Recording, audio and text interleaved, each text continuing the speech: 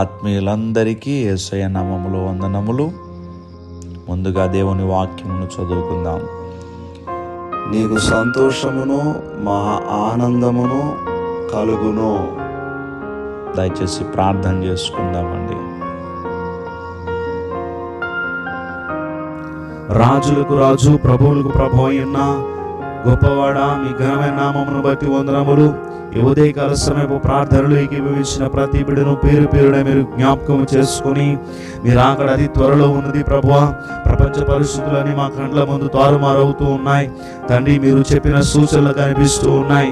మా ముందు ఉన్నటువంటి లక్ష్యం ఒకటే, మేము మీ రాకడకు సిద్ధపడాలి ప్రభువా. కనుక ఈ ప్రార్థనలు ఏకీభవించిన ప్రతి బిడ్డకు సిద్ధపాటు కలుగ చేయండి. మరి ప్రభువా, 10 మంది కన్యకలను కూర్చి మీరు తెలియపరిచారు. 5 అయితే తండ్రి బుద్ధి కలిగి ఉన్నారు, 5 అయితే సిద్ధపాటు లేకుండా ఉండి ఉన్నారు. మేము తండ్రి మీరు అక్కడకు సిద్ధపడగలిగినటువంటి జీవితాలు మాకు దయచేయండి.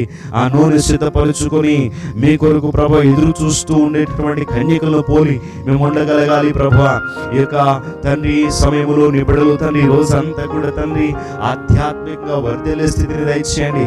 వారి కుటుంబ పరిస్థితులను బట్టి, వారి సమస్యలను బట్టి అనాలోచితంగా ఉండకుండా నా ప్రభు నాకు తోడుగా ఉన్నారు, ఆయన నాకు సహాయం చేస్తారు అనేటువంటి బలమైనటువంటి విశ్వాసం నిబిడలకి దయచేయండి.